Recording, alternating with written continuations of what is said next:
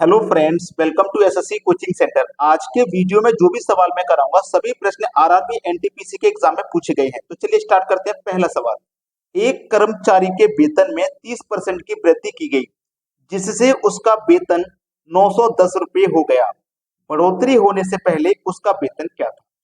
बढ़ोतरी होने से पहले उसका जो भी वेतन होगा अपने आप में 100% होगा। ठीक है, अपने आप में कितना होगा? 100%। और 100% से उसमें क्या हो गया? 30% की वृद्धि हो गई तो वो 130% हो गया। ठीक है, और जब 130% हुआ तो उसका वेतन हो गया 910 रुपये। कितना हो गया भैया? 910 रुपये हो गया। लेकिन हमें तो 100% का मान चाहिए ना, तो इस 910 में 130 से हम डिवाइड कर देंगे। ठीक है, क्योंकि 130 का मान है ये, और 100% का मान निकालना है तो 100 से हम कर देंगे गुना। ठीक है, जीरो से कटेगा जीरो, 13 सत्ते 91, 7 का गुना 100 से कर दो तो ये हो गया 700। यानी कि उसका जो वेतन पहले कितना था? 700 रुपये था। सी ऑप्शन आपके सवाल का बिल्कुल सही जवाब है। अब देखते हैं अगला प्रश्न। अगला प्रश्न है 34 का 15% क्या है? आरआरबी एनटीपीसी 2017 का सवाल। देखो, उसने बोला है 34 का, इस का मतलब होता है गुना का साइन। ठीक है, 15%, 15% परसेंट का मतलब है बटे में 100। जिसके साथ में परसेंट लगा हुआ है उसके बटे में आप 100 लिख सकते हैं। ठीक है, अब इसी को सरल करना है और आंसर आ जाएगा। देखो, 5 से कटेगा ये 3 बार में, और 5 से कट जाएगा ये 20 बार में। ठीक है, अब देखो, 2 से कट जाएगा ये 17 बार में, और 2 से कट जाएगा ये 10 बार में। ठीक है, 17 का गुना 3 से कर दो, 51 हो जाएगा। बटे में कितना है? 10। अब 10 से भाग दूंगा, एक जीरो है तो एक संख्या बाद दशमलव लग जाएगा, यानी कि 5.1। ये आपके सवाल का बिल्कुल सही आंसर है। 5.1 किस ऑप्शन में है? पहले ही ऑप्शन में दिया गया है। अब देखते हैं अगला सवाल। अगला सवाल है 24 के 3/5 का 40% क्या है?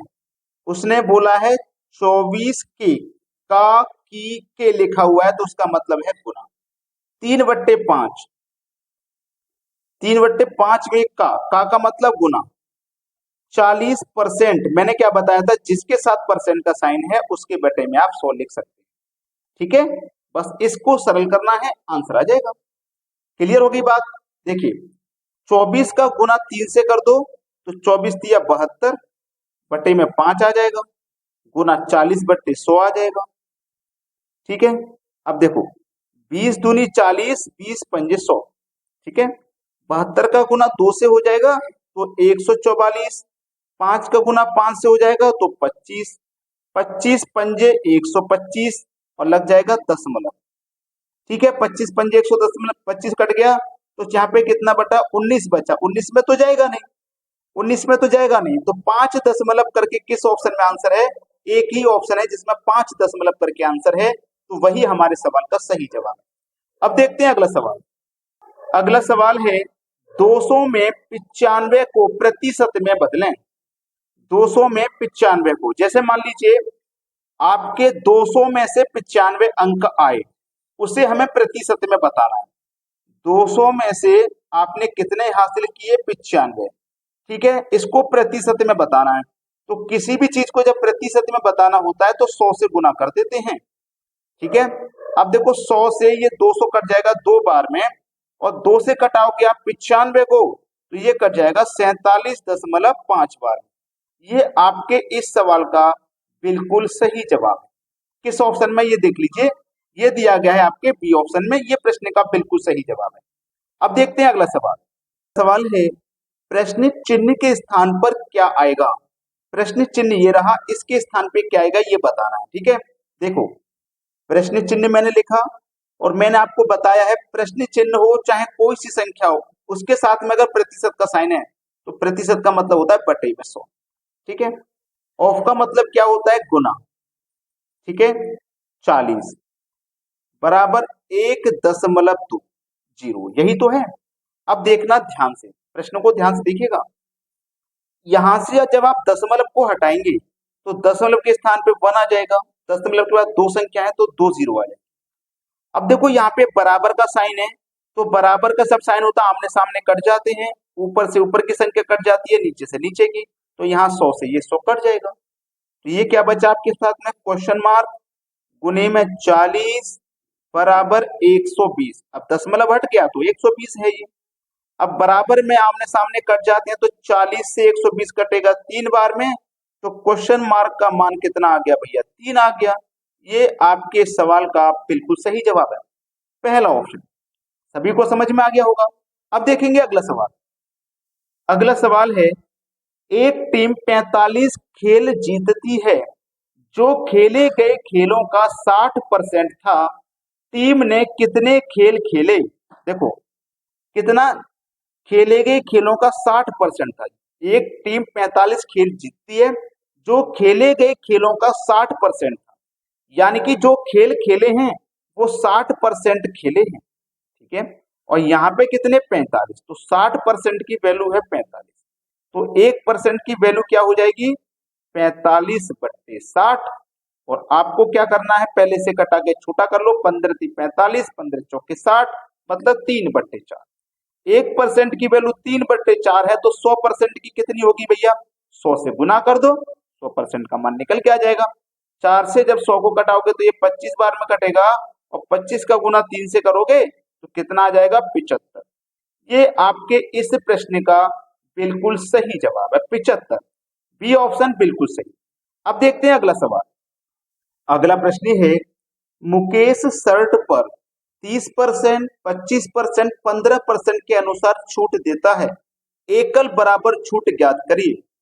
देखो उसने 3 छूट दी, तीनों को मिला के एक छूट क्या बनेगी वो हमें बतानी है, ठीक है। देखिए 30% की छूट है पहली, 30%, 30% का मतलब 30 लिखेंगे, परसेंट का मतलब बटे में 100 हो जाएगा। 10 से कट जाएगा 3 बार में, और 10 से कट जाएगा 10 बार में, मतलब 3/10 हो गया। यानी कि 10 रुपए की चीज पर 3 रुपए की छूट, 10 रुपए की चीज पर 3 रुपए की छूट है। अगर मैं 10 रुपए की चीज को 3 रुपए की छूट में बेचूंगा, मतलब 7 रुपए में बेचूंगा, ठीक है। दूसरी छूट है 25 की, 25%, इसका भी फ्रैक्शन वैल्यू निकालो। 25% का मतलब बटे में 100, 25 से कम 25, 25 चौके 100, मतलब 4 रुपए की चीज पर 1 की छूट। अगर मैं 4 रुपए की चीज पर 1 की छूट दे दूंगा तो मैं उसे 3 रुपए में बेचूंगा, है ना। फिर तीसरी छूट है 15%, 15% की फ्रैक्शन वैल्यू निकालो। 15% का मतलब बटे में 100, 5 दिया 15, 5 से कट जाएगा 20 बार में, मतलब 20 रुपए की चीज पर 3 रुपए की छूट। अगर कोई चीज 20 रुपए की है, मैं उसे 3 रुपए की छूट दे दूंगा तो 17 रुपए में बेचूंगा, ठीक है। ये हुआ। अब इनको सबको आप इधर मल्टीपल कीजिए और इन सबको आप इधर मल्टीपल कीजिए। 20 का गुना 4 से करो 80, 80 का गुना 10 से करो 800, ठीक है। 17, 7, 3 और 17 का मल्टीप्लाई करो, ये हो जाएगा 357, ठीक है। अब 800 रुपए की चीज पर 357 की छूट, ठीक है। तो हम उसे कितने बेच रहे हैं, 357 800 में से घटा दो 443, कितने पर 800 पर। प्रतिशत में बताने के लिए 100 से गुना, 2 जीरो से कटा दो 2 जीरो, 8 से कटाओ इसको, 8 पंजे 40, 4 बचेगा 3 लगा दो 43, फिर से 8 पंजे 40, 3 बचेगा नहीं जाएगा 10 लगा दो 30, 8 तिया 24।